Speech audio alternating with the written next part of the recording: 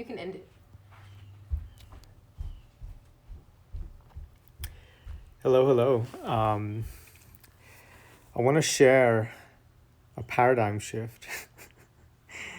um, this is officially my breakup letter to caffeine. Now, ever since I was like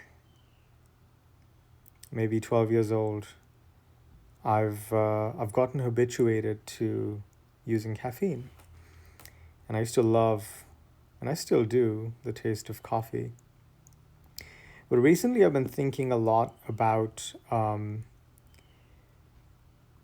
fact that as soon as we wake up every single morning, the first thing we do, the first thing I've done really, is to try and change my state, is to try and resist the state that I wake up in and force my body to speed up, force everything to get really, really tight, really focused, really narrow, to amp up the amount of energy I feel I have access to.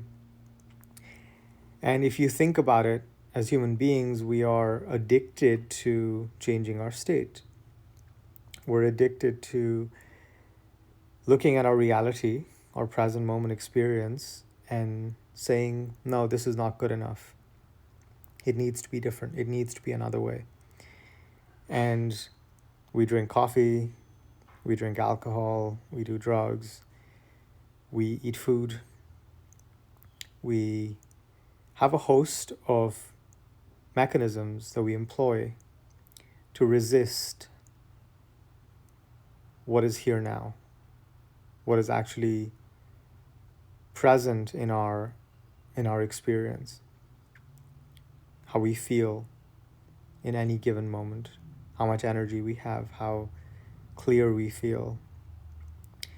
And there's nothing wrong with changing our state.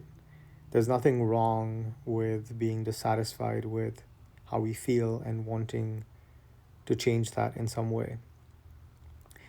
But when this becomes an unconscious habit, and I would argue that, drinking coffee, drinking tea, drinking some kind of caffeinated beverage, to use one example, after a while it just becomes an unconscious habit. It just becomes something that we do unconsciously every morning.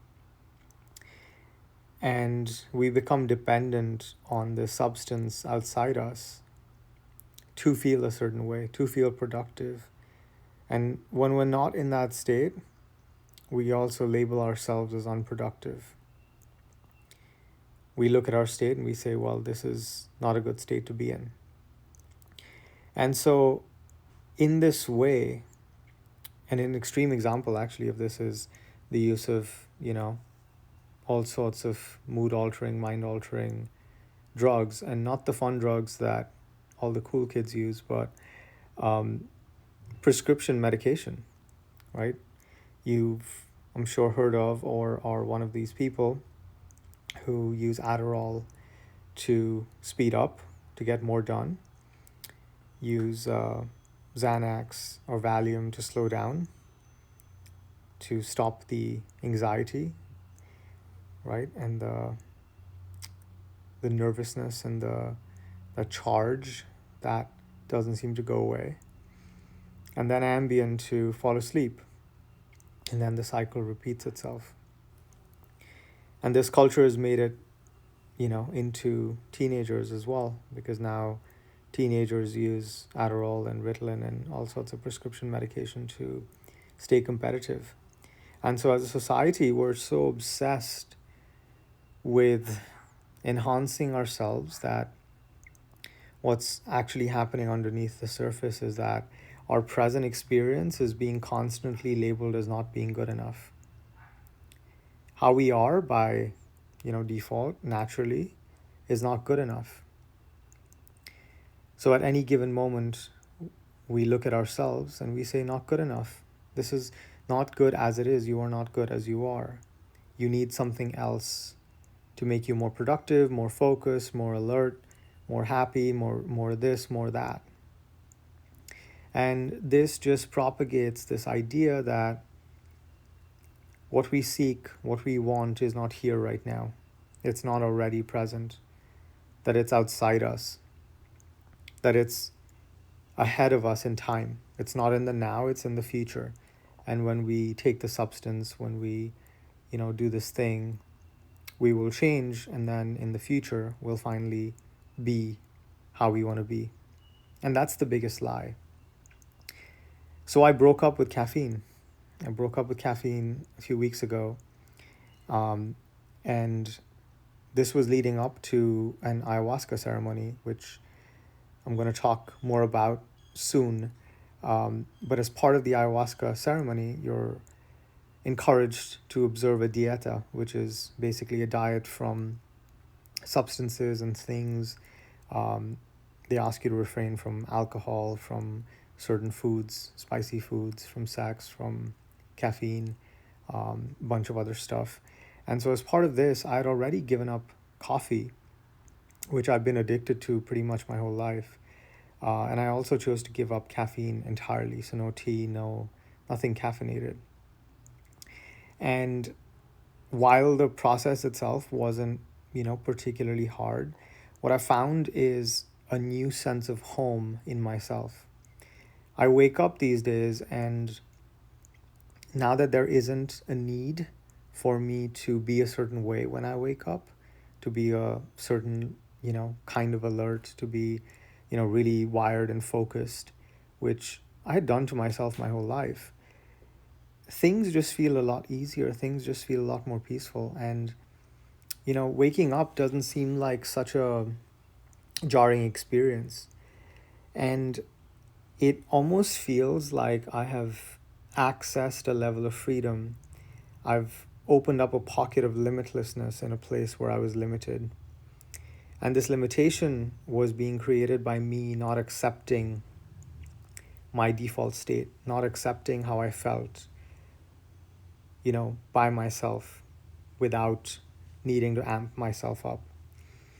And what I'm finding is that there's a lot less thinking happening in my head. I feel a lot more clear, a lot more peaceful. My mood is a lot more steady. And if you've been following me for a while, you know that I've been anxious, I've been depressed, I've been suicidal, I've had severe ADD, ADHD. I've had a really hard time really getting my mind to a place where it's a happy place to be. And this is why I do what I do, helping, as many people as I can, making their mind, their head, a nice place to be. And so if any of this resonates, just ask yourself, what are the tools, substances, practices, coping mechanisms you employ that are designed to change your state, to change how you feel?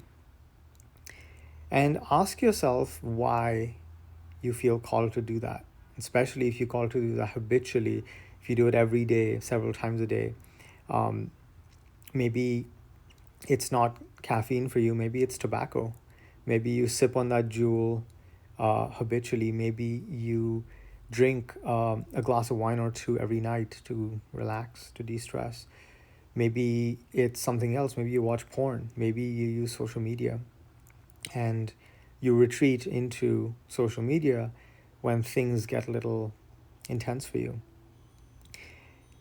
This one paradigm shift has the potential to be quite life-changing.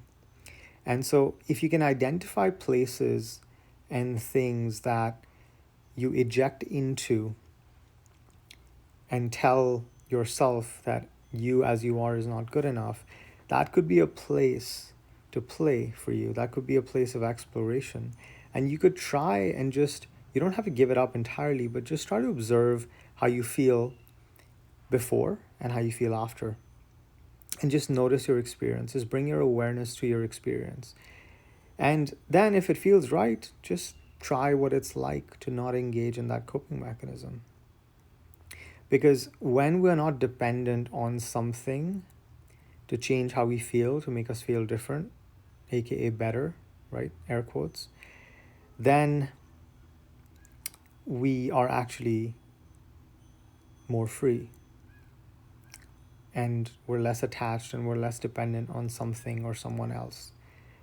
And I say someone else because another way that this is manifested for me and a lot of people I know I've worked with is addiction to people, right? Addiction to people and needing their love, needing their approval, and doing things to receive their approval, doing things to engineer someone's attention.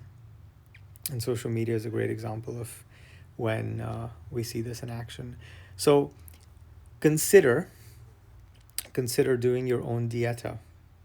Consider going on a diet in terms of a substance, a thing, a person, something that you use to change your state because you deem your state to not be good enough. And just notice how you feel. And if you come across some cool experiences in this process, definitely shoot me a message. I'd love to hear how this goes for you. I love you, and remember that you are limitless.